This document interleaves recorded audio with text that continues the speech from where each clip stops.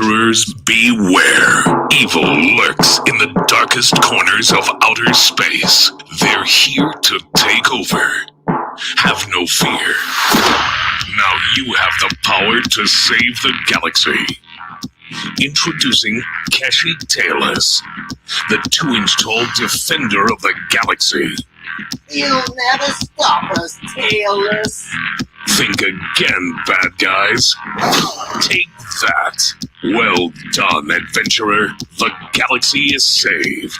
Keshi Tailless comic book and other merchandise now available on Indiegogo. Back the hottest crowdfunding book of the year. Adventure lies in your hands. Hey, there we go. Hello everyone, how's it going? My name is Aria Black. Welcome back to another stream, another one of the many campaign streams I'm going to be doing whilst the Adventure of Tailless is live on Indiegogo. I noticed we just had a new guest pop in the green room. Hey Ben, I'll bring you on in a bit along with everyone else. Yeah, this is a call-in show just like the rest of them. So link is pinned at the top of the live chat. Just hit the link, join us if you want to have a chat, tell us all about your book or whatever. Yeah, feel free to do that. And I'll be doing my best to post all the links to all the various campaigns and such in the live chat today. Let me just quickly say hello to everyone who's here. Creators Outlet, how you doing, dude? It was a pleasure being on your show last night. Sorry about the dog acting up. I was on my own with her, and greyhounds wait for no man. So there we go. Hey, Mike, good to see you again in the chat. Looks like you're not feeling too well, but yeah, I hope you're doing better, dude. Everyone should go and back Life on Korra. It's one of the coolest books on Indiegogo right now. And in a bit, when I get the chance, I'm going to try and post the link in the chat. But most people know we're running a sort of like a cross promotion. So if you search either Tailless or Life on Korra, both campaigns pop up. It's real easy for you. Just search one of them and you'll find both of them on Indiegogo. Ben Scribe, he's here. He'll join us in a bit. And then, yeah, we got Ben Jackson, Rokan Fiction here. I'll bring him on screen in just a second. So yeah, I'm gonna have to change the title because we've got 3 campaigns to talk about. So I'll change the title of this stream. Yeah, Michael, did you see the message I put on Twitter? Just send me your link or something because I can find your YouTube earlier, and I wanted to add you to the moderators list. About both quick attacking me. Okay. Good for you. You're gonna get some really cool exclusive merch. I'll show you more on that later. But yeah, I tell you what, I'll bring all my 3 guests, save them waiting in the back room. We've got Rich Parada, we've got Justin Knight, and we got Ben Jackson. How are we doing, guys? Doing very well. All right, guys. One at a time, so we just got the wave of everyone answering at the same time. Yeah, it's good to see you all. Yeah, you good too. to be here. Yeah, so let me do a quick share of my campaign before we get started. So yeah, once again, I am so grateful to everyone who has backed the Adventures of Tailless in Outer Space so far. We smashed 2K on opening day in like 16 hours. I was really trying to see a good open to this campaign. And yeah, we're sitting pretty on £2,222 right now. That's a beautiful number to look at. It's nice and symmetrical, but it would be really cool if we can get just 2 more backers and get 40 backers on there before the end of the day. Yeah, I'm waiting for my check to clear so I can back it, but I almost don't want to because 2,222 just looks so cool. Yeah, it does.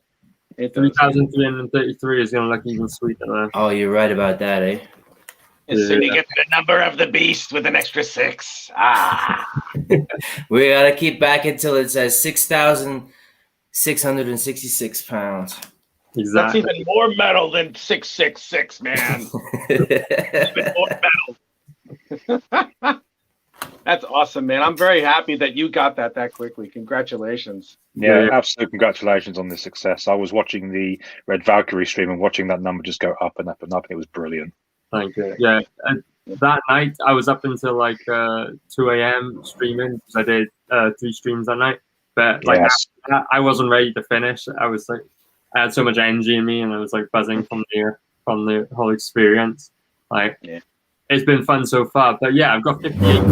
So I've got a whole lot more chilling to do before this campaign is done. Shill away. Yeah. So Justin, I'm going to hand the mic over to you now. I'm going to share a different screen, and you can tell us what we're doing on Monday. We are going to be launching the Indiegogo for my paperback novel. Very cool. So we got Niven's War. Do you want to tell us a bit about it? Niven's War is essentially around about 250 to 300 page paperback novel, a military science fiction book. One I wanted to do for a long time, but held off because it seemed at one point everyone's writing military science fiction. So I forgot about it for a while, then decided, you know what, I'm gonna give it a shot, and I wrote just over a 70,000 word manuscript, which you see the end of here. It's kind of an ode to those old pulp paperback novels you'd see on the spinner racks in small bookshops and local libraries, because that was where my gran took me a lot when I was younger, and it's I suppose it's a love letter to that. Very cool. Excellent. Do you want to give us a little insight into the plot, maybe? The plot, Yeah. the plot is essentially a civil war between two nations that reaches boiling point, and the story focuses on a military family on one of the continent's bases that fights to survive when the war arrives at their doorstep. And the main character is a hot-headed fighter pilot called Amy, who you see there, who fights for her life and tries to save who she can as the war escalates. Yeah. It looks cool. You've got other books on Amazon, right? Yeah, this will be, I think, my 7th book that I've written. I've got 5 on Amazon and 1 which is a freebie for anyone that signs up on my mailing list. And it's literally only available on my mailing list. It will never be for public sale.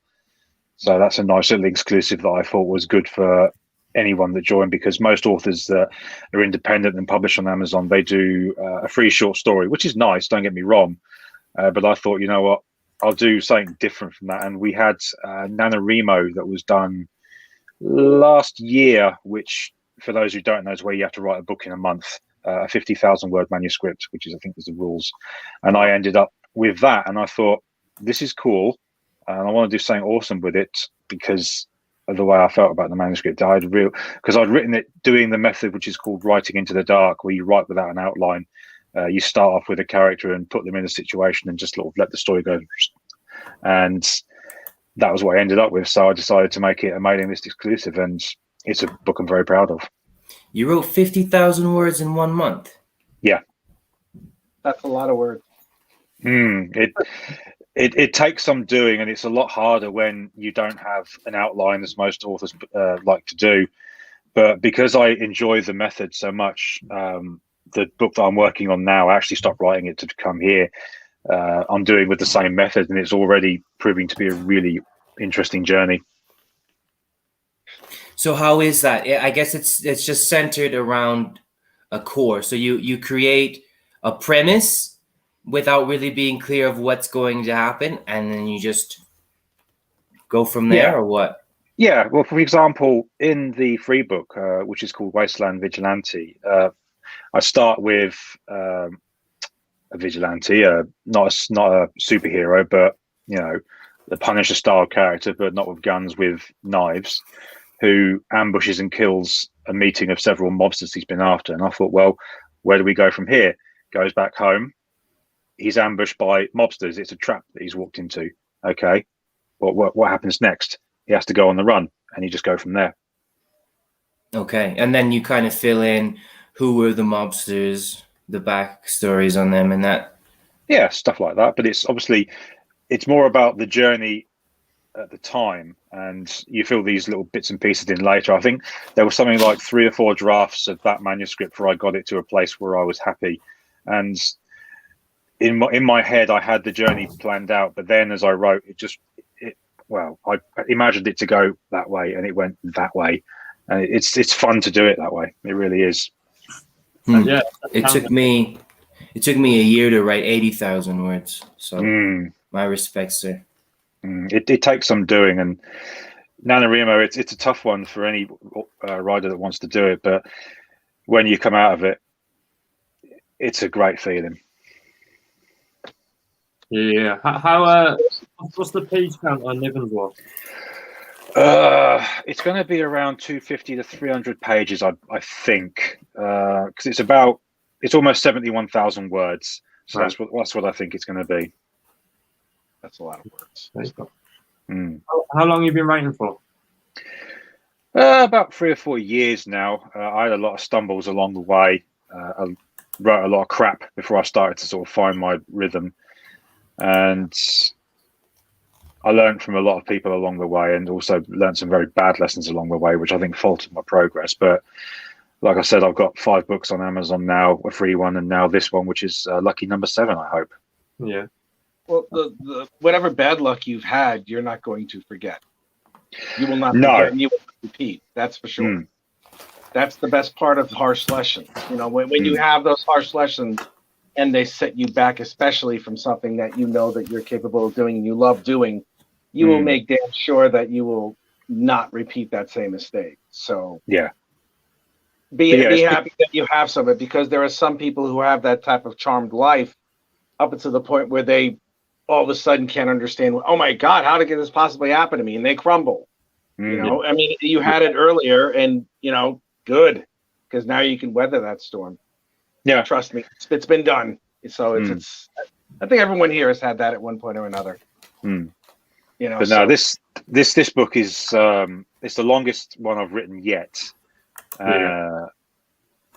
And again, this one kind of took a massive turn at a point when I didn't expect it, and it kind of harkens back to what I've heard other authors say, is that at one point you're writing the book, but then the book takes over, and that happened here, and it's a great twist in the story. So yeah, I'm very, very proud of this. You should be, as you should be. Congratulations again. Wow, that's a lot. You did that in a short amount of time. Damn. Well, part of the reason with the campaign was I wanted to have the first draft written before I launched it, because sadly with some of the campaigns you see launched, and I don't want to point any fingers, but it takes a long time because they launch it, then they start work on the book. And I thought, well, if I did it the other way around, so it cuts down the waiting time that people have for the book, and that's what I'm aiming to do here. Good. That's a smart move, because at the very least, if you want to, you can show previews or something like that. Well, with this Indiegogo, you can actually see the link in the second paragraph. Sorry, anyone that wants to see what it could be like, you can download a small preview. Yeah, he's got his arrow over there. A small preview of the manuscript, complete with the covers, so you can admire the great artwork that Carla Tognelli's done with that. Excellent. Oh yeah, that's cool. Yeah. So I posted the link to this campaign just there. It's in the live chat. So anyone, well, this isn't live yet. It's just a preview. Going live on Monday, 8 p.m. GMT. So that's 3 p.m. Eastern on the bargain window. So, you know, if you're into this campaign, if you go check it out, you know, get a head start, because then you can rush in, try and be the first backer, you know, on whatever tier you want. Do you want to quickly talk us through the tiers you're going to have available? Well, obviously, first one you see is just a tip jar. Hello, doggy.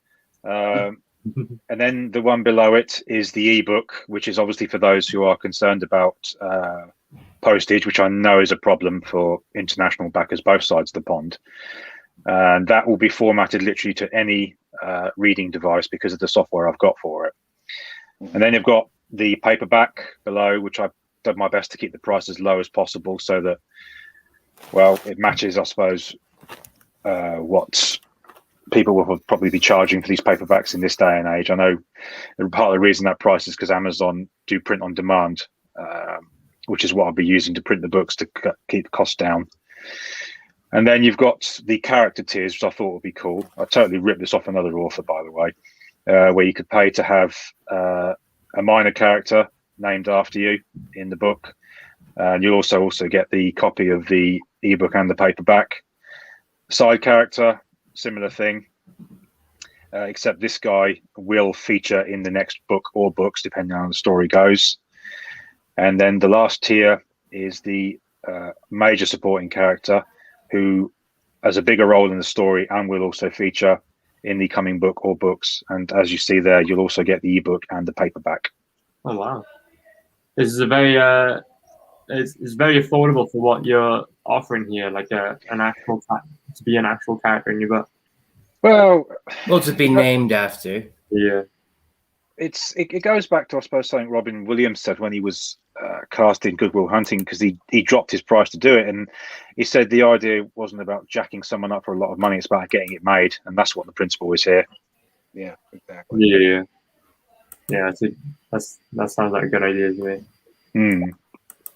Yeah. You know what? I'm really excited to launch this on Monday. Me too. It's gonna be a fun show. We're playing.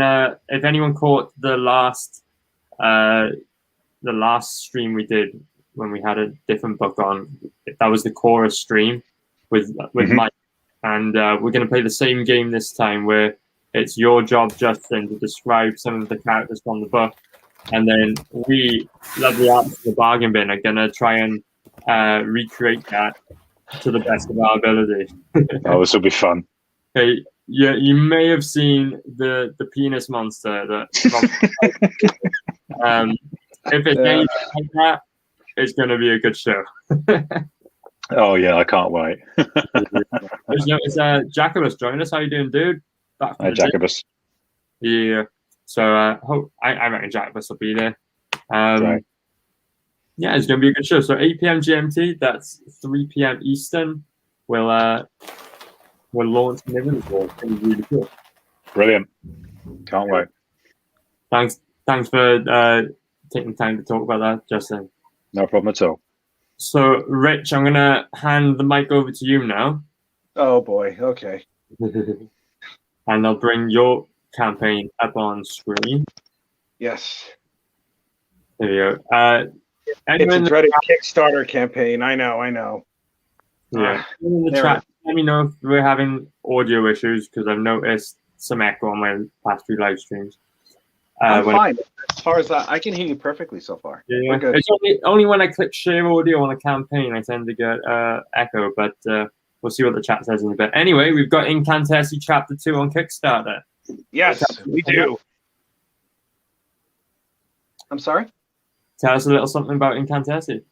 Okay. The story is Incantessi is about a woman named Cassandra Rossi who finds out in the worst ways possible that not only is she destined to be one of the great sorcerers on Earth, but also a keeper of the Wrath. Now, the Wrath are a group separated from the Incantessi. I mean, her name is not Incantessi. The Incantessi is the name of the clan of sorcerers from about 300 years past. And the Wrath's only purpose is to destroy all of humanity, or destroy most of humanity, and enslave the rest of it, because it was humanity back when they were about 200, 300 years ago. It was humanity that was hunting them down and trying to kill them. You know, one of them decided to strike back, and soon, right after that, whatever Incantessi there were, all of them became the Wrath with the exception of 5. And all of them were captured by the remaining Incantessi and put into an extra-dimensional prison. Now, we go to Cassandra. She's the only one who now has the ability to keep them in prison, because they've grown powerful within that dimension.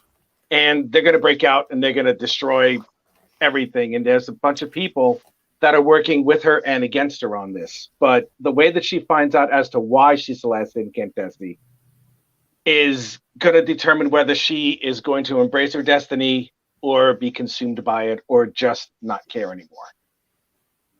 You know, so, and we're not going for a happy ending at this point. I don't want a happy ending. So I've already written up 3 different endings, and you know, it's like writing something like this. I don't want it to be like your standard thing where it's like, you know, the good guys win at the end. I have about 2 or 3 twists that I'm going to do for the 4th chapter, so I'm just waiting to see what happens with this. Okay, cool. How long do we have left on this campaign? I have 3 weeks. I have 3 weeks. I have 1,827 quid right now. The goal is 2,500. I've sold a lot of original art from chapter 2. You know, I that went like immediately or something. Yeah. I'm not I'm very surprised. The artwork's beautiful. Yeah. Oh, thanks. Please, Aria, if you want to show them what I have, I mean, it's like Yeah. it's like there's a couple of videos on there where I show what the commissions that I've done, and I mean, when I have a YouTube channel in which just about every single day I draw something, and while I'm doing it slightly to promote like the Kickstarter or something like that, I'm trying to show everybody, like whoever decides to watch, the process of how I do things. It's like, how do I lay out a page? How do I put everything together? This page was just sold today. This page was sold maybe a couple hours ago. Yeah. This page was sold a couple hours ago. You know, that's like one of 5 that have been sold. I mean, I can show all of you guys later, you know, what pages we're taking care of. But yeah, this is traditional artwork. It's traditional pencils and it's digital inks, because quite frankly, I just don't want to mess having all over the place. I'm just, I'm sick of having ink still all over the damn place. Yeah, that's another part from that. That's another segment from that. And yeah, the art for the second issue, in my view, surpasses the art for the first issue. So I'm really proud of this one. I'm optimistic that this one will be funded, but I'm just going to keep going until it actually is. And then once it is, that's great. You know, yay.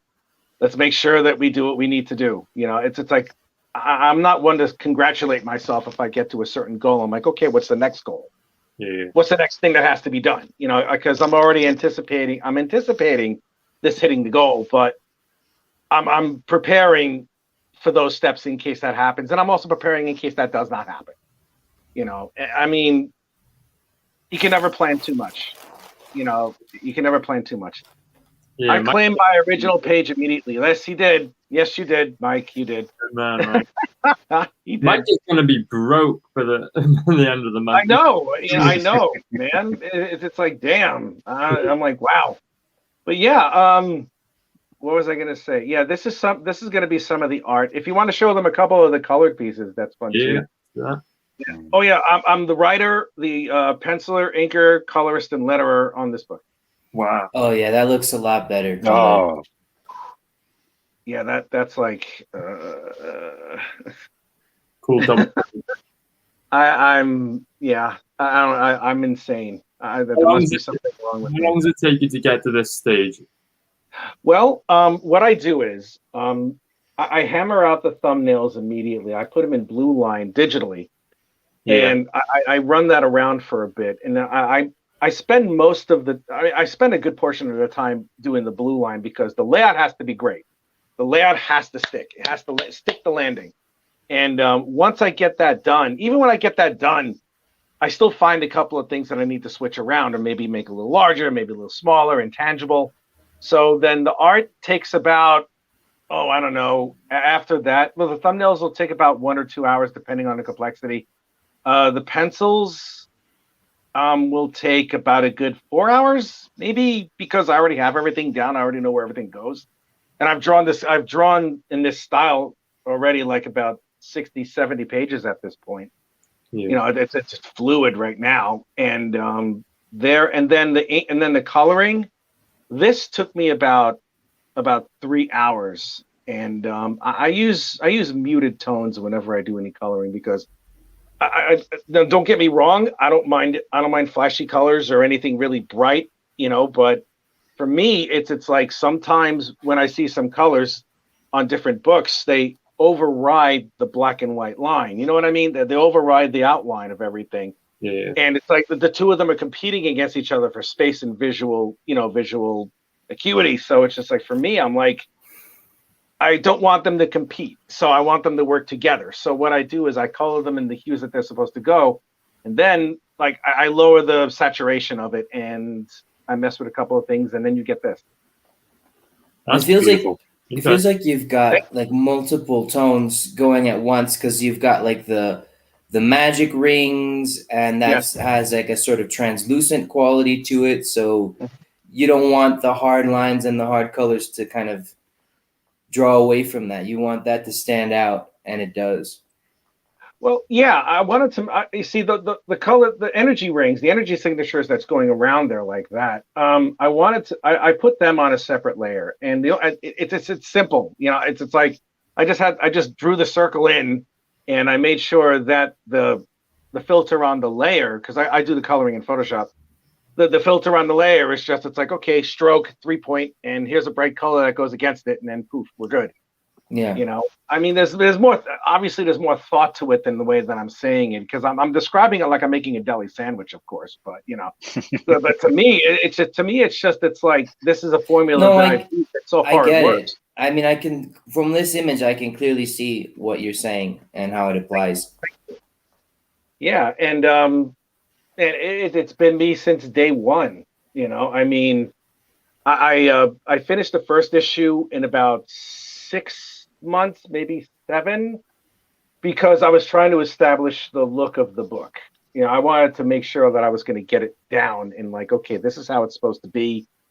Great. And when I did the Kickstarter for the first one, I set a modest goal of 1,100 quid, and it made it in a week. And I was like, oh, okay, that's great, you know. But then all of a sudden, at the end of it, everyone's like, I can't wait for the next issue. I'm like, oh fuck, now what? Oh damn. I mean, I had the story in my head, but I'm like, now I really got to do this. And it's like I managed to I have a prologue and an epilogue, 5 pages each, plus 48 pages of story, and I did that in about 3.5 months. You know, you just work at it. That's all you have to do. You just work at it. You work at it. You Come on, Rich. 50,000 words in a month. That's the new standard. Yeah, I know. I can't do 500 words. I can just talk. That's all I do. I just never shut up. That's just me. Well, you must be proud when you finish a page like this and look back and think and see that. I think, man, I've done that by myself. You must be proud to see that, though.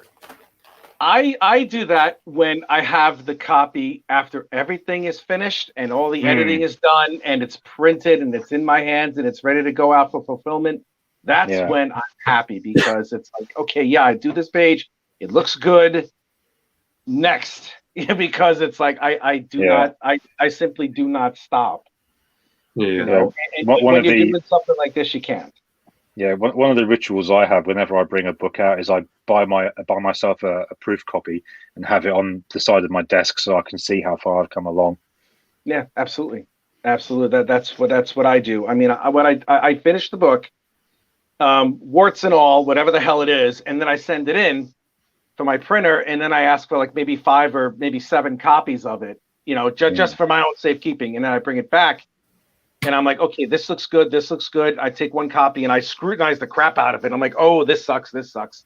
Let's fix that. Let's fix that. And I take another week on it. And then I proofread it again. I have 2 other people proofread it just to be sure.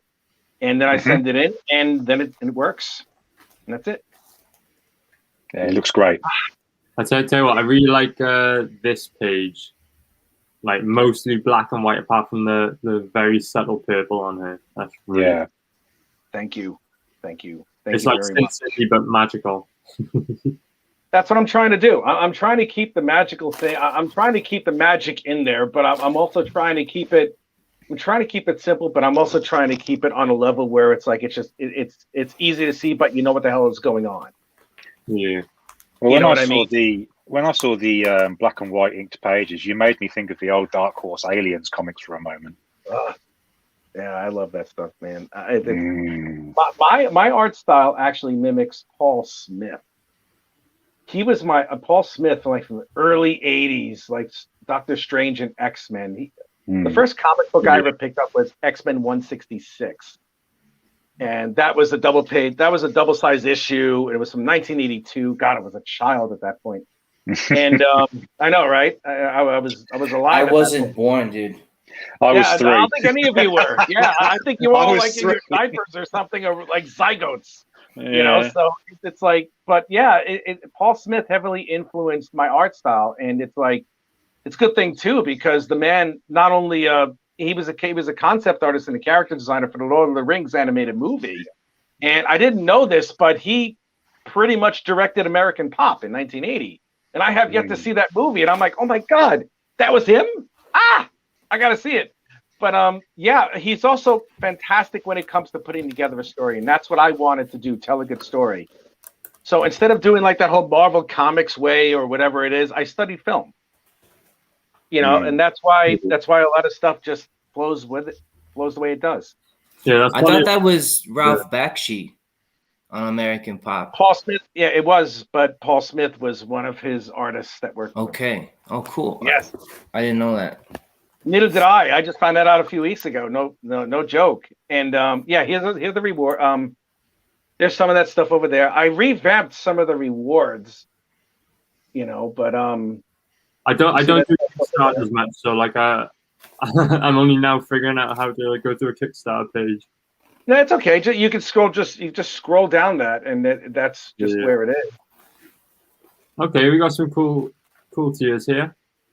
Yeah, I have one. I have a tier there that if anybody wants to back this, but has not gotten issue 1, there's a tier where you can get issue 1 and 2 hardcover and softcover. Yeah, and I just put up a couple of more rewards, like a retailer reward, where if you can get 10 copies, like 5 of the hardcover, 5 of the softcover for chapters 1 and 2 separately. And someone gobbled that up, and I still have a bunch more to go. And I recently adjusted a lot of some of the prices on some of the campaigns some of the tiers that weren't touched yet. I dropped them a little bit, not because I don't think my art's worth it or anything, but I was like, I just want to make it more accessible, and I want to make sure I fund it. Once I do that, then everything will be just fine. But yeah, they're all reasonably priced. And the last campaign, I had an issue with fulfillment because I didn't have anybody to help me out, but this time I do. So not only am I able to keep the price down on the books, but the price on the postage is half, if not less, is not more than half of what it was before. So I'm going to have a hell of an easier time sending everything in. So yeah. That's good. That's very good. Yeah, I know. I needed it. How did the previous book turn out? Everything was funded, right? Oh, well, the goal was 1,100 quid. I finished with 2,577. Oh, Nice. Very good. Yeah. And for this, it took me a week to get to 1,100 quid for the first one. I got to 12 or 13 within 24 hours on this one. Oh, This campaign is only like 5 or 6 days old, I think. Yeah, I only have it for 28 days. It's 5 days old, 6 days old at this point. And it's steadily going up. Whatever it is, it's steadily going up. But yes, I also added on. If anybody decides they just want to get the digital copy just to try it out, I've included issue 1 with that also. So if anybody backs that, it's like you're getting two digital copies for like 4 quid. Whatever it is. So it's just like, if you just want to try it out, by all means do that.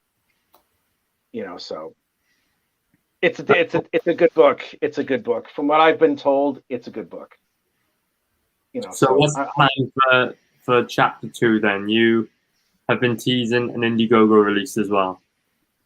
Yes. I'm gonna have an Indiegogo release a couple of weeks after the Kickstarter finishes. And once I do that, I have an Indiegogo exclusive alternate cover for chapter 2, but I'm not going to reveal it until I go on the bargain bin. Probably, like I said, a couple of weeks after the Kickstarter goes. I'm probably going to do something like that. I want to reveal it on the bargain bin show instead of just like throwing it all over the place yet. I mean, because this Kickstarter campaign is not even done yet, so it's just like, let me get that one out of the way first before I start throwing another bone or something. It just let me just do that first, and then I'll be okay. So when you say you're working with someone on the postage, do you mean RJ of Critical Blast? Yes, absolutely, absolutely. And I'm very pleased with what he's saying. RJ is the best. Yes, he is. I'm very pleased with what he talked to me about. He was very concise with everything that he said he was going to do. He has more than reasonable rates, and you're going to love this one. Since I live in the United Kingdom, I use Mixam, MIXAM. That's the printing house that I use. and they have branches in the United States. So I did a little bit of price comparison, and it would cost me more to print in the United States and have it delivered by UPS to where he is than it is for me to print them here in the United Kingdom, separate them all, package them all, and then send them over to RJ by post, and then pay RJ to do the fulfillment. It's actually cheaper if I do all those steps instead of that one in the United States, which is crazy. Yeah, it's blows weird. my mind. Oh God, I can't was just understand that. No, I can't stand it either. Well, what kills it is the price of the UPS, because they don't use the United States Postal Service. They have a contract evidently with UPS, and they charge up the wazoo. I mean, the for the amount of hardcover copies that I can get. Let's say I get 100 hardcover copies over in the United States. It's 1,000 American. If I get 100 over here, it's a little bit more than 500 here in the UK for but you know, the exchange rate, it's not even close to $1,000 American. You know, so it's like having to do all that stuff, and then the UPS, just by the sheer weight of the package, that adds another $200 American dollars easy, and then you have the tax you got to put on top of that. So you're looking at like $1,300 for something that you could spend $1,000 for if you have no other choice. Might as well. I mean, it's the truth. Yeah. Might as well do that. I'm working with RJ on the Tailless campaign as well, and we compared it to another big book of sort of similar weight and value, and we managed to get it down $7 or $8 from the average Indiegogo book. So yeah, I imagine yours is exactly the same. Well, mine for the post. Well, here's what happened with me: the postage, because of Brexit and because of COVID. And because of all this other stuff, there was less flights going out, so it was more expensive to send everything out. So I initially charged eight British pounds for a delivery. Yeah. I wound up having to add on another additional 10 for fulfillment for some parts of the United States, and it really dug into me. I still made money off of it, but it was like, damn. There were some that cost me 25 quid, which when you translate it to American dollars is about $35. I was like, wow, that's a lot. Because it's like there was some fulfillment that I did that whatever I made on that one, I put back in by postage. But this will help tremendously. Yeah. I'm going to be spending, but I won't be spending as much. And I still have a predominantly American audience. I'm going to build my British audience and my European audience one way or the other. It's just that I still have that American audience that I have to take care of. Rich, how did you keep your Italian-American accent while living in the UK? I don't know. Stubborn Brooklyn, Ginzo. That's me. You know, it's just the way it is. I don't care what other people talk like. This is how I talk. Yeah, this is how I freaking talk. What? I respect that. You still in Wales? Like this. I have to talk like this. You know what? You know how to shut up in Italian? You got to tie his arms. You got to tie him up. Yeah. Yeah, tie his arms together, and that's it. That's how you shut him up. Rich, are you still staying in Wales? I'm not in. No, I only visited Wales. That's where my wife's mother is. That's where my wife's mother is. Yeah, we stayed there for about a week, and I live in Nottingham. I live in Nottingham. Yeah, I do, and it's really cool. I like it. I like it a lot here. I'm not going. I have no plans on going back to the States. I mean, there's no one there for me anyway, so it's like, you know, whatever it is, it is. But yeah. I love it here. Yeah. US shipping is like 30 for me. Yeah, it's up there. It's crazy. It really is. It really is. So yes, back this book, back the reward. You're gonna love what you get. You're gonna love what you see. I mean, just some of the art here is just a taste of what I do. There's a video here with Captain Caveman. If you want to take a look for a second, that's a live show that I do on my YouTube channel. And I drew Captain Caveman and an updated version of Captain Caveman and the Teen Angels as a commission. And someone bought it, and it was just like, I just did it for a goof, and then someone decided to buy it as a commission. But that shows the dedication that I have towards whatever commission I have. And so bringing back some pleasant memories mentioning that show.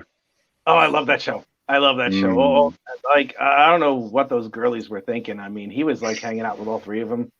That was the club wasn't the only thing that was, nice and big in his hand. So the road gets in that position, so he wasn't. He was like, that was his cable. It was his. He was his cave bat. It wasn't like the bat that he's holding. So it's like, yeah, he nailed them all. Of course he did.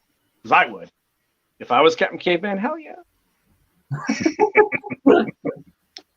Like, yeah, come on. Very good, dude. I backed the Indiegogo campaign. Yes, you did. Yes, and I'm very grateful that you did. Thank you. Issue 1, yeah. So I want that exclusive Indiegogo issue 2 as well. Keep the collection going. So I will definitely. Yeah. Why don't we play the trailer? Go ahead, play it, please. And you guys just let me know if the audio is going through, okay? Oh, you blew the screen up. It's too big.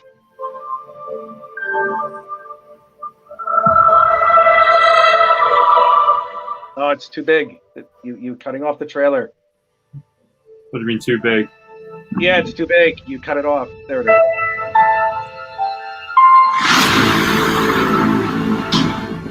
This is just some of the art that you're going to see aside from what I already put in.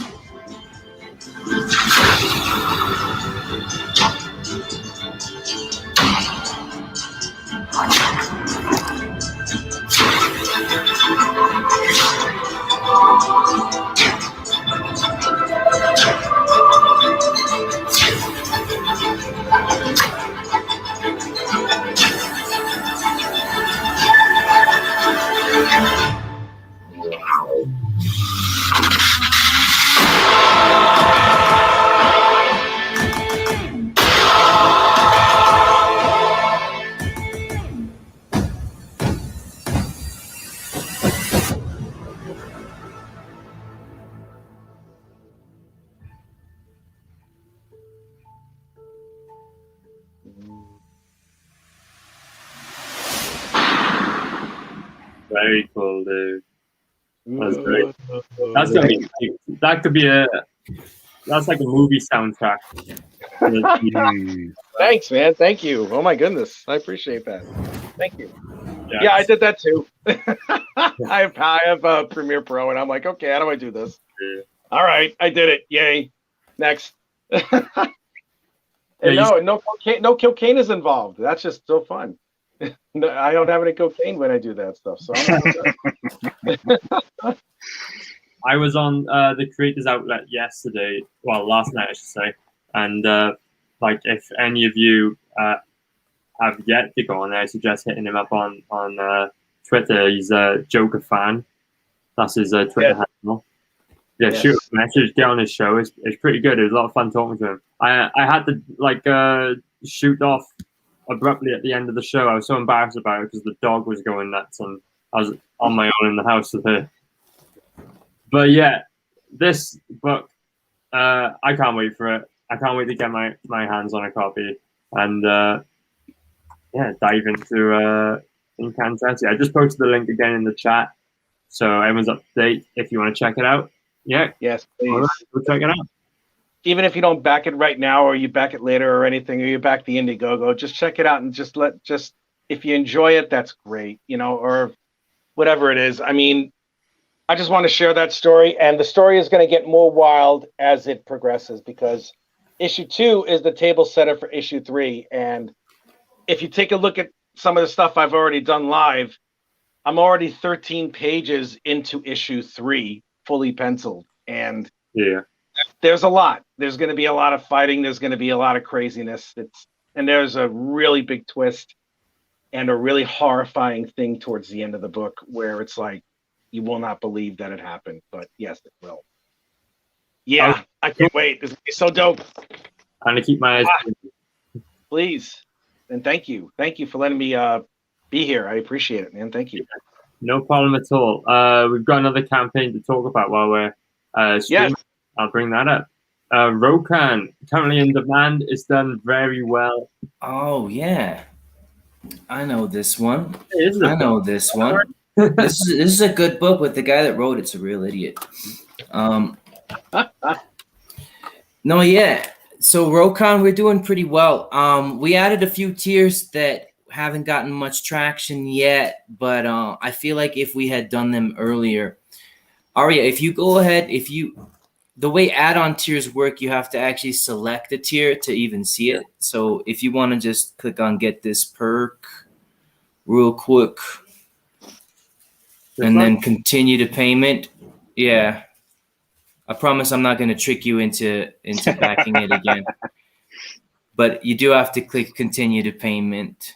Like that one. Yeah, select one of the thingies.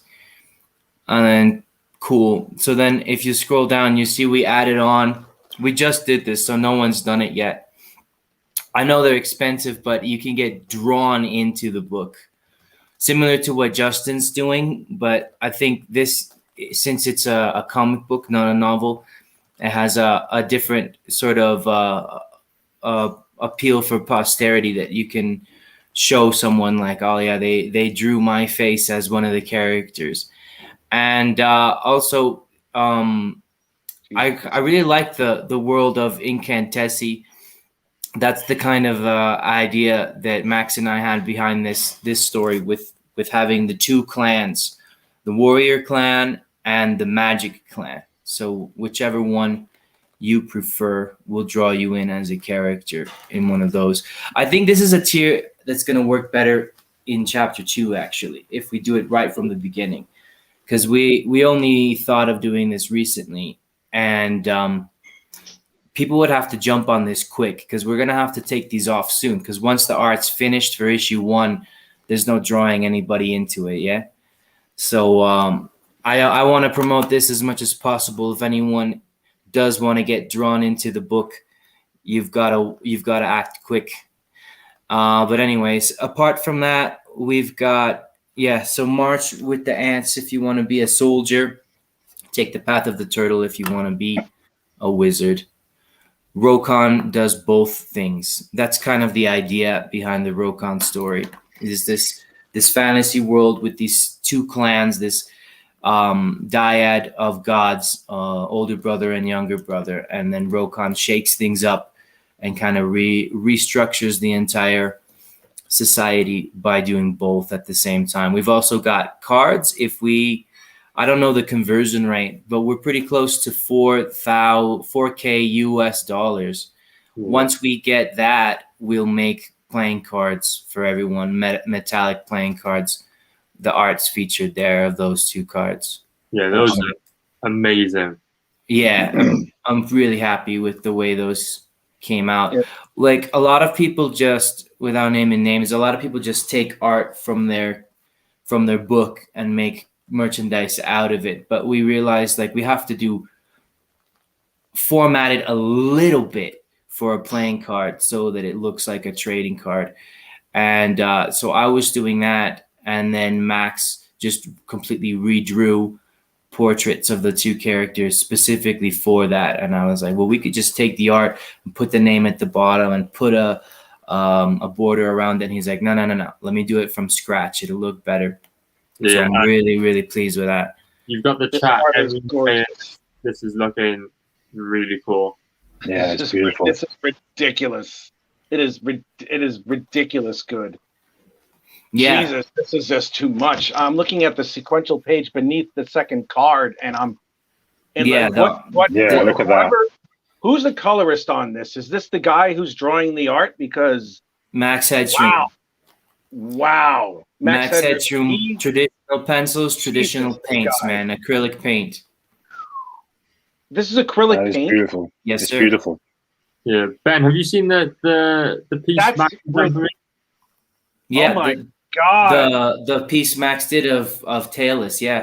I've seen it. It's really cool. Oh, I'm fanboying all over the floor. Yeah, Max is the best. God. Is the best artist you've never heard of. This is his first project. It's my first project too, but oh my God, I've got the best artist in Comicsgate. I really do. Not bad. Yeah, I'd say he's pretty damn good. Wow. Yeah, he's incredibly good. Well, the hues that he's using, everything is so rich. I love this one with the turtle. This one on the bottom with the turtle here, where you have the warm and then the cold. And there you go. Warm and cold. It's like a rainbow. It sounds silly of me to say it, but it's like it's like a transitional rainbow from the bottom around, and it Yeah. really captures the eye. It absolutely is, because it goes from yellow Wow. to orange to red to purple to blue to green. You know. Yeah, it's like the color, the way that the color is laid out, it forces the eye to scan the entire image, because it's like some people will go towards the cooler colors, and the way that it's done, it's like it just gravitates towards the warm, and then You say that. I comes just back down to the cool. I recently lettered that page. We haven't put any lettered pages on the campaign. Maybe we should. But what you were saying about the color transition that he used, forcing your eye to follow, we kept that in mind as I put the captions, because this page actually has a lot of text on it. So your eye follows the caption boxes as it follows also the natural color transition. So we've been having a lot of fun with that. Yeah. I cannot wait to see what this page is going to be like lettered. Do you have a Facebook or anything? Or do you? Yeah, I'm Rokon Fiction on Instagram and Twitter, Okay, all right. and Max Headshroom on Instagram, M Headshroom on Twitter. Okay, all right, because I definitely want to connect with you. Absolutely. Yeah, me too. I think we have a lot to talk about with the Yeah, we do. Incantessi. It seems really interesting to me. We could talk about how magic works in our universes, because I've created this whole magic system of 4 different kinds of magic, 4 different types of magic users and stuff like that. That would definitely be cool. Yeah, absolutely. We'll definitely talk after the show. We definitely have to talk after the show. I mean, Awesome. all of you, but both of you, obviously. You too, Justin. Forgive me. I'm not trying to leave you out. I'm just like, It's all right. I'm just staring this out. I want to talk to Justin too about that writing technique, because Rokon is also a novel. So I want to write more novels, and I think the thing is, it took me a long time to write the novel version of Rokon, and the comic book version is having a lot more success and getting a lot more traction. So I'm going to focus on being a comic book writer. But with that being said, that doesn't mean I never want to write another novel in my life. But when I write another novel, I need to go into it knowing what I'm doing a little better, so it doesn't take me an entire year plus to do. Yeah. But anyways, It would be cool to get you guys on a writing panel on this show, just talk about technique and your methods and such. that's a great idea. Yeah, I could talk with Justin about writing, and I could talk with Rich about magic. yeah. Yeah, exactly. I'd be honored. I'd be honored and a half, especially to be in the same room as if it's all possible to be in the same area as Max Hedge's room, because that's sick. That is he's ridiculous art. It's so good. It is leagues ahead of what I've seen with a lot of stuff lately, and definitely including mine. It's like take advantage it's of the blinding, fact. but it grabs you. Yeah, Oh, he's so good. yeah, he's very, very good. It's very also another reason I think why crowdfunded comics are doing so well, because you don't see this in Marvel or DC. Oh, no. You don't. Look, trust me, I used to work for Marvel and DC. It's almost a style guide that you have to follow. And the way that from what I can understand, it's like they do 2 things. One is now they're following the continuity of the movies. That's one thing. And then every other year they do a reboot. And I'm like, why? You're not They giving me a undo. chance to love the characters. And it's like, They put all this effort into restructuring their characters in the universe, and then they undo it all in 5 years. Yeah. I don't understand. It seems really counterproductive. Well, it is, right? I mean, their sales aren't great, eh? Well, yeah, they wouldn't reboot it if it actually sold. Right. yeah, with all the reboots that they've had to do, the New 52 was a staunch failure because Superman's not dark. Sorry, he's not a dark character. He never has been, and it's just the way. I mean, some of the ideas that I've seen come from Marvel are good. I mean, one of them that I loved is Jane Foster as Thor, because she's literally sacrificing her life, to save Asgard. That's great, but it's like the other stuff. It's just so bad and it just doesn't work. Nah, I'm not into a female not. Thor, man. That doesn't make any sense. Because Thor is a I know. name, dude. Yes, I know. like, I know it is. I mean, You I can't only just- like that. I only like that story. Forgive me. You I could only even like have that. a female Batman, you know. Yeah, But we're never gonna have a female Batman. It But should you're never be done. gonna have a female Bruce. You know what I mean? She's not gonna call herself Bruce Wayne. That's dumb. Mm. That's Yeah, my point. that is Because dumb. Thor is a name. Thor For is a name, fuck's sakes. But anyways, Ben, Um, in the I past, also- there's many females called Bruce nowadays. yeah, exactly. Yeah. Well, there's Exactly. a boy named Well- Sue. Well, if you ask Johnny Cash, there's a boy named Sue. So you know, you have that.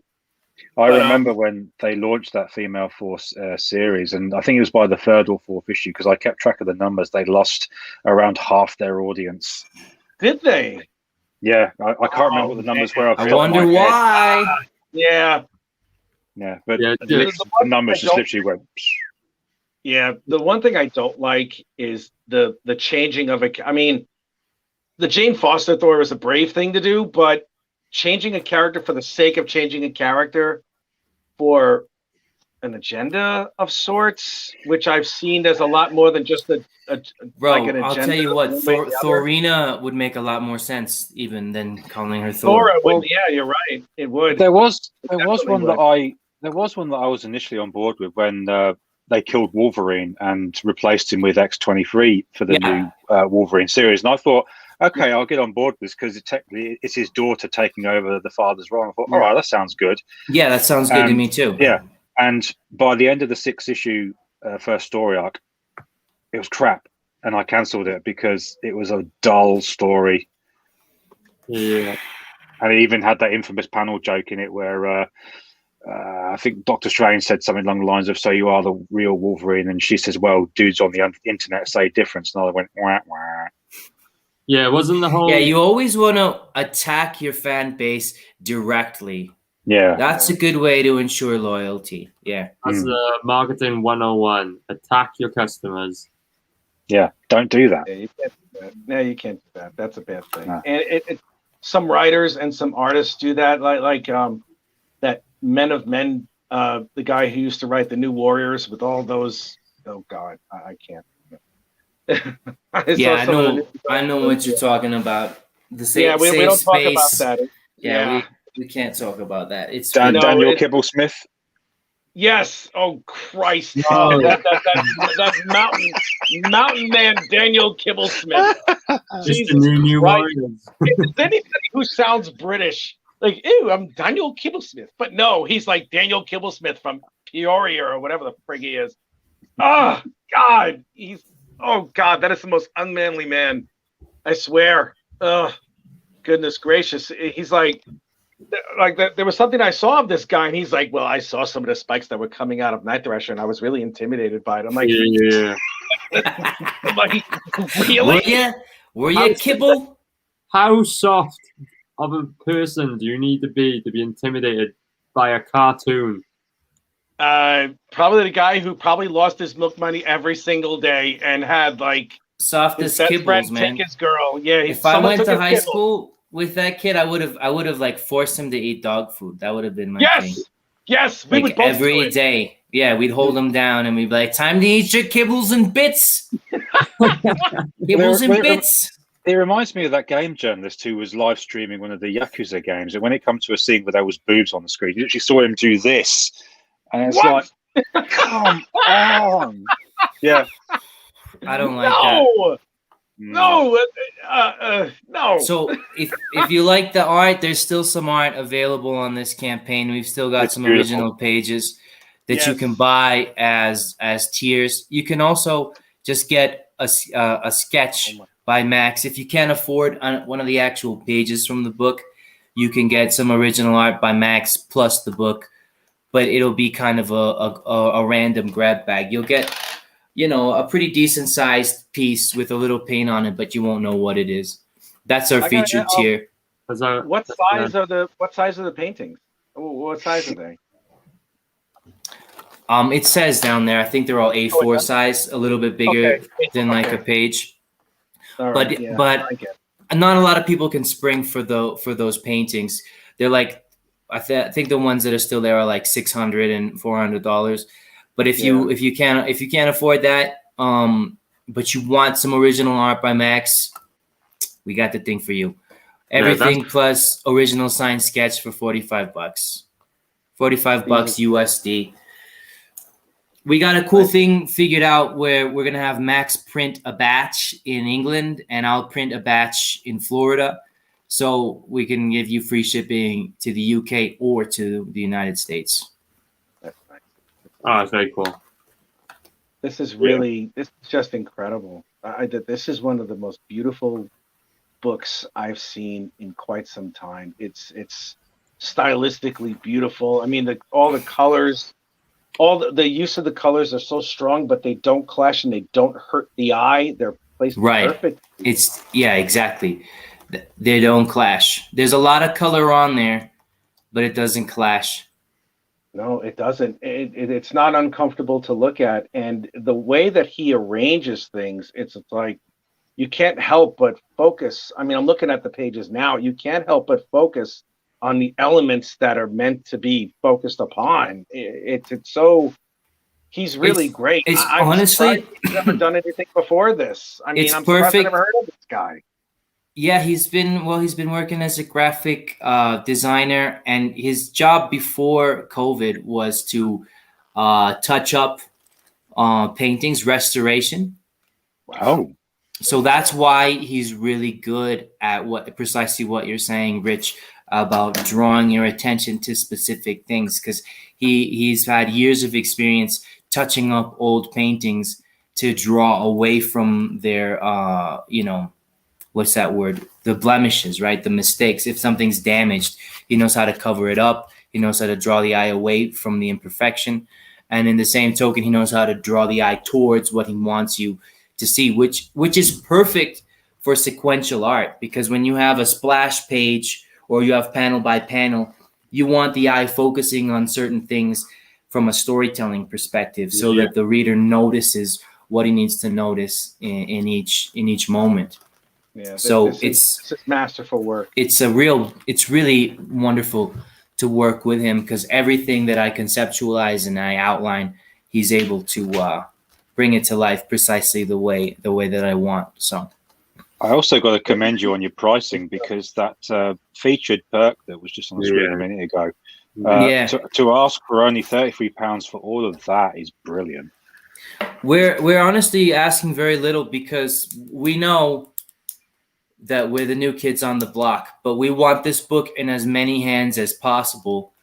And because we know that the art speaks for itself, and the story is really, really well put together and really thoughtfully constructed on my part. So once people have this book in their hands, I know everyone's going to be a fan and everyone's going to want the next book. So this is the cheapest we'll ever sell for. On issue 2, and issue 2 we'll have we'll price things more what they ought to be. But for this one, we decided to keep the prices low, because we're coming out of the gate. Nobody knows us yet. We don't have a reputation. So you really, you should take advantage of that, honestly. Yeah, well, you're going to get a reputation with that sort of a product. Yeah, I am really impressed with the 147 backers. That is not bad. Damn. Yeah, man. And we were so new to this, we didn't even know how to do the email list. We didn't have like a big event to launch like you did with Red Valkyrie. We didn't know how to do any of that.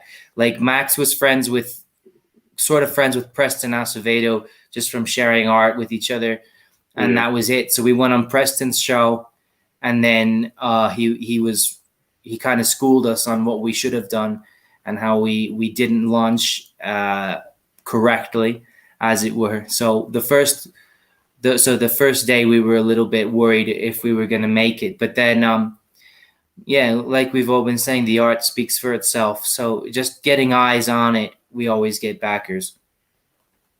Yeah, it is a really amazing looking book. I've dropped that's not the link, that's the link, so everyone can check it out. I got to draw your attention to this comment as well. Pops is organizing Monday Madness, so everyone should hit him up on Twitter. Get your slots while you can. I'll be on it. So yeah, guys, send him a message. Yeah, that sounds good. Who is that? Rich? That's Yeah, me. I'm the co-host of that show. I was going to talk to both of you about it after the show to see if you wanted to appear on like the Monday Night Madness. But yes, yeah, Monday's perfect for me. Please do so. What about you, Justin? You open for that or what? I'll be up for that. Absolutely. All right, and I'll good. get Max on it too. I know you'll want to talk to him. Oh yeah, and dash over the outlet. Yes, definitely, Max. Please do that because, wow. I mean, you have to be on. You have to be on. Yeah, we will be. Both of us. Good. I'll show you guys this now while we're talking about Max. The trading card artwork he did for me. That's sick. Oh, Absolutely beautiful. And I gotta say, this is up for sale on the campaign right now, the original artwork. But if it doesn't go soon, I'm just gonna purchase it for myself because yeah, I would. That's what I would do. Man, it's always a dilemma selling Max art because you want to keep it for yourself. You always do. Yeah. I had artwork by Chubb, the guy who created the Mary Boys, and I've kept that to myself for months. And I put it on the campaign, and it sold on day one. And I was so glad to see it sell, but now I've actually got to send it. I don't want to. no. But it is best it goes out because all the artwork I have in the house is just sitting in drawers, just in the shadow collecting dust. So I'd much rather all the artwork on the campaign be out on people's walls or in their collections. But yeah, Max absolutely blew me away with it. I just love the lines, right? Doesn't it remind you of Simon Bisley? Yeah. Like I was just thinking that. Proportions of the muscles and limbs and everything, and the jagged edges. Yeah, I've met him and I've got 2 signed comics by him. Wow. 3 actually. Yeah, and in person, in person, he's a nutcase. Yeah, Phil says the same thing. Phil from Zaid. Because first time I met him, I had my eldest son with me, and he was about 6 or 7, and he was trying to get him to drink his energy drink that he got on the desk, and I was like, "No, please don't," because he'd be bouncing over the walls the rest of the day. Oh my God, that happened. Sounds like a really cool person. Oh man, sounds like the real deal. Like the kind of energy that his art represents. It comes from a real place. Justin, man, if you have any pull or contact with Simon Bisley, send him Max Headroom art. We really, that needs to happen sooner or later. We are very much desirous of Simon to become aware of us and to become aware of Max's art in particular, because I really think that the two of them are kindred spirits. Well, I was going to go hopefully see him at a comic convention that happens in Bedford, which is the town over from where I live. But that was last year. And of course, obviously it got shut down because of COVID, and same with the one this year. So hopefully it'll be back up next year and I'll be able to meet him then. Yeah. If that's the case, Justin, we'll be in touch and we'll get you some original art by Max so that you can show it to him. And try to win him over that way. That would be worth it to us. Yeah, that'd be awesome. If I may, Pops just gave me a message. He wants to know if Justin can be at the show at 4 p.m. Eastern Standard Time, and maybe Ben and Max at the 5 p.m. slot. Would that be okay? Well, because you first. Max is in England, so I think earlier is better for him. 10 o'clock, yeah. Okay. We'll all talk about that afterwards. We'll definitely talk about that afterwards. But yes, it's great job, Ben. Great job, Justin. Really, I look forward to backing your projects definitely because you guys are great. I mean, and you too, Rich. Great job, Rich. I'm trying to improve every chance I get, and hopefully I get better every time I do. So yeah, I hope I do good, and I hope all of you do good too. Yeah. Thanks a lot. Just And great job, Aria, dude. This campaign is killing it, and these tiers that you made are so cool. My favorite is the Keshi figure. I love figures like that. I've got tons, and I can't wait to have a Tailless figure. There he is. I got a guy called Graphite Toys working on this, and we're actually going to do a stream this time next week with Latif from Graphite Toys. So he's going to be talking us through like the ins and out of what it takes to, take an action figure from concept to reality. I'll definitely be watching that because I've been thinking about maybe following in the same direction and having figures done of Rokon, because those look absolutely amazing. Yeah, do you know what would be really cool? Would be seeing a 3D version of Max's artwork. Yeah. Because like obviously Keshi Tailless is like he used my artwork to go off of. It'd be cool to see what he did with Max's. Yeah, well, maybe that'll happen, man. It's not impossible. What was really cool is we smashed the first stretch goal on day one, 16 hours in. We crossed 2K, which means we've unlocked the 7th mini comic. So now we are at 50 pages of story content, and this 7th mini comic is also the prequel book to my next project, the first full-size Tailless issue. And nice. I'm so glad we did that because I was nervous that I would be in the situation where I didn't hit that goal, and I really wanted to add the 7th mini comic, and I was nervous because the book wouldn't really be complete without it. But I woke up that morning, the morning of, and we'd like an hour after I woke up, we hit the goal, and it was the best feeling. It was amazing. Yeah, I bet. That's awesome, man. And you deserve it. You've really organized this campaign well. Thank you, dude. Yeah, I would suggest to everyone who's going to check out this campaign to back the Ultimate Galactic Bundle. It is by far the best tier to go for. You're going to get everything that you can possibly get on this campaign. Plus, you're going to get it all at a discount. For example, the Keshi figure on his own goes for £12. I'm not sure what that is in dollars, but that is quite pricey for a 2-inch collectible figure.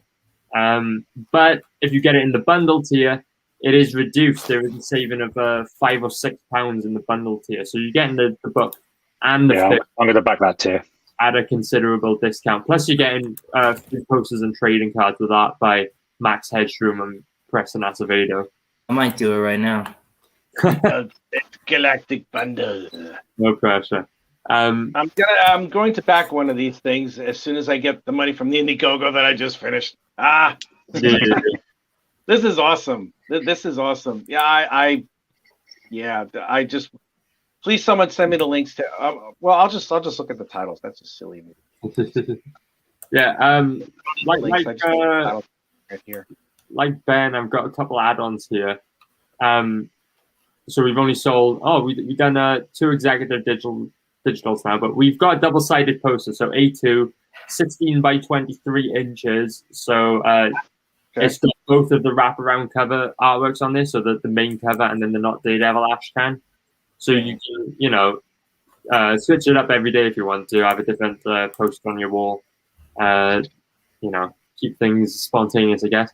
And then we've got this executive digital tier, which is not really a true digital tier in that it's only available when you back a physical book or the bundle copy. So really what it is, it's a trading card sized memory stick or USB flash drive. 2 gigabytes is going to be loaded with the digital PDF of the book. It's going to have high quality wallpapers and JPEGs like the wraparound covers that you can use for your wallpapers and all that, and your social medias. And then it's also going to have an exclusive digital pinup. I'm thinking of doing a Ladies of Tailless piece.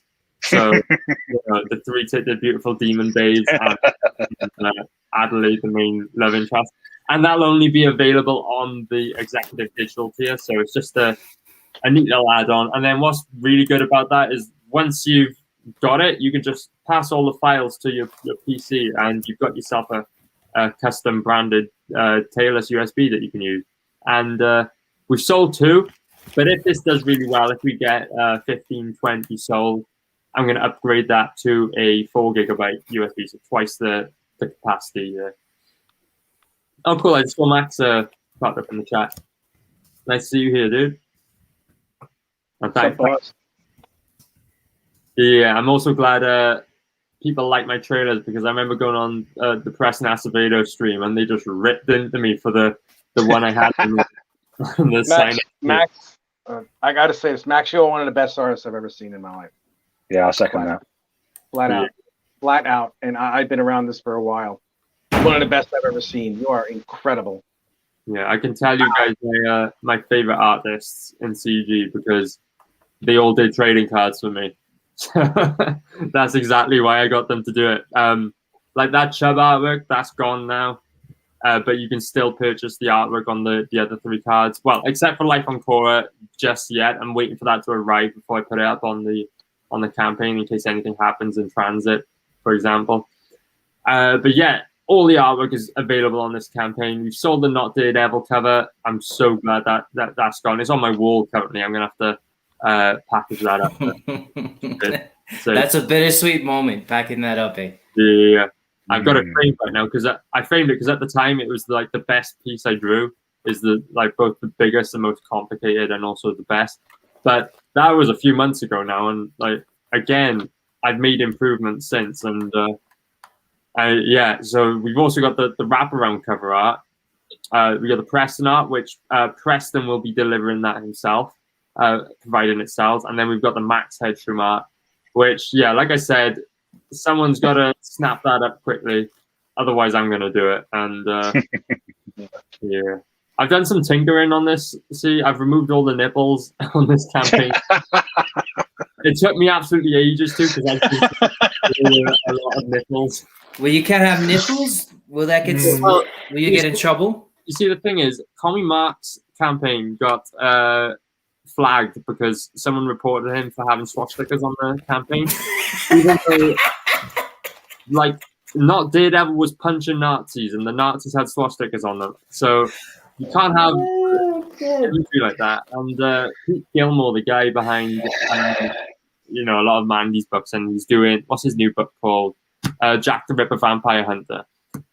He suggested to me that I take the nipples off of this piece down here, this one. He said it was the campaign's, it was day one. He's saying the campaign's blowing up, and you don't want to risk someone flagging, because most You know what I would have done, Arya, that would probably even get more attention. Yeah. Not to make you regret all of that effort that you've done with Photoshop or whatever it was, but just put a censored thing over it. That way it actually draws more attention, and it sticks in people's minds even more that it's something sexy. And it can't get flagged.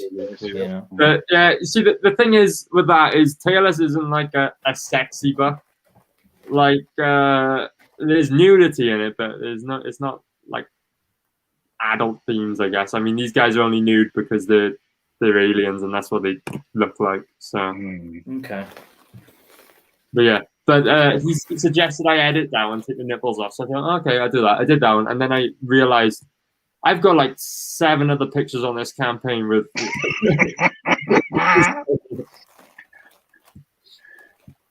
Amazing stuff. I'm blown away and I'm humbled. You guys are incredible. It seems like we've got a lot of people that want us on the show. Yeah, it looks like it. Everyone follow me and Max and write us, because I'm not keeping track of all of this. How many nipples exactly? I don't know. Everyone keeps asking me. I get people popping up to me about this tier, because I'm selling all the original pages from the book, and they go, if I back this tier, will there be pages with boobies on it? And I just say to them all, there are so many pages with boobies on it. You don't have to worry about missing out.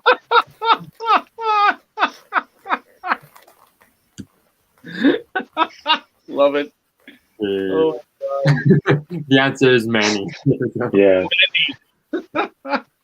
love it. That's Not to mention, if you're one of these folks that complains about Indiegogo page because they got boobs or swastika on, honestly, get a fucking life. No, Yeah. it is what it is. I mean, Yeah. I personally don't. How are you going I to complain personally- about swastikas when the Yeah. swastikas are the bad guys in the story? Exactly. Hmm. Exactly. Yeah.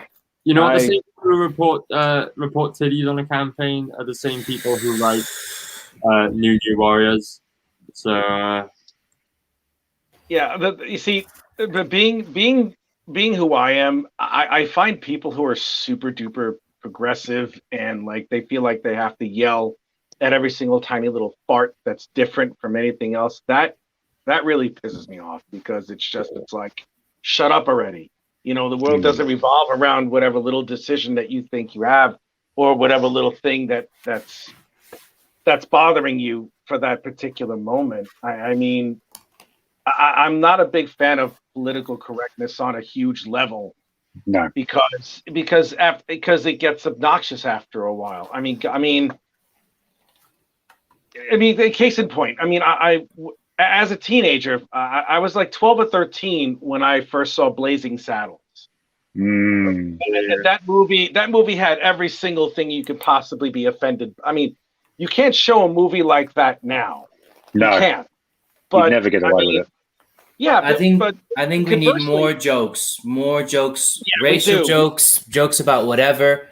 yeah, and then that's the real way to get rid of hate. Because if you're laughing, joking around with your friend and you feel comfortable with them, then there's no racism there. So I think that's the right way to approach it. It is, and it's like I'm watching the movie. It didn't. I mean, just because I watched Blazing Saddles Why and am I I so loved it, bright? What the hell is you know. And it's like it doesn't. I mean, watching a movie like that doesn't compel me to say the N word, or to be like anything along those lines. I mean, the 99.999% of the people who watch a movie something like that, they're not going to act on it, and No. they're not going to do anything stupid, because it's like we all have to live here together, and it just gets too outrageous for me when every single tiny little fart or anything at all is this diverse. Well, And- that's why we're CG, man, because we see things for what they really are. Gentlemen, I hate to do this, but I have to work, so I need to excuse myself. that's fine. I had a blast, you guys. Please, everyone that said Honor they me, wanted man. to talk to Max and I, please contact us on Instagram or on Twitter. And Arya, thanks a lot for the exposure. Rich, nice to meet you, sir. Justin, The honor's mine. good to meet you, sir. And I'll be in touch. Thank you. No Yes, worries. by all means. Everyone be broken. Yeah. My butt. Oh my God, I've been sitting down too long. Yeah, we're gonna wrap this up now because I've got to be on another stream in 2 hours' time. I'm gonna be on the Rabbi from Another Planet stream with Rob from the Bargain Bin talking about TLS and about Twisted Fairy Tales, which is the Bargain Bin's book that you can find out more about there. So that's in 2 hours' time, 7:30 GMT. That's 3:30 p.m. Eastern, I believe. So yeah. I'll just say I'm glad we've sold over 10 of the Keshi figure, which means like we've hit the minimum order. So That's like good. it's safe. I've made my money back on the investment and everything's going ahead. But it'd be really cool to see the traction keep going on this. Like everyone's bought, and I realize it says 0 on that tier, but everyone's bought it through the bundle tier and the Red Valkyrie tier that was on for 24 hours. So we're doing really well on those. If it carries on, like these are 3D printed at the moment.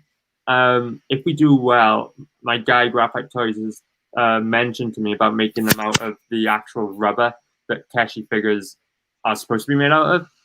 So if they do well enough, I'm going to talk with him and see if we can stretch to get them upgraded, sort of. So yeah, that's that. And everyone should check out The Adventure of Tailless in Outer Space. It's on Indiegogo. Search for Tailless with a hyphen in the middle. Search for Life on Korra. Search for Incantessi. That's on Kickstarter, though. We've got Niven's War coming out very soon on Monday on the Bargain Bin, 8 p.m. GMT. And Rokan, that's the other one, on Indiegogo. All the links have been in the live chat. And yeah, we'll see you guys. Thanks, everyone, for coming. Bye-bye. Thank you.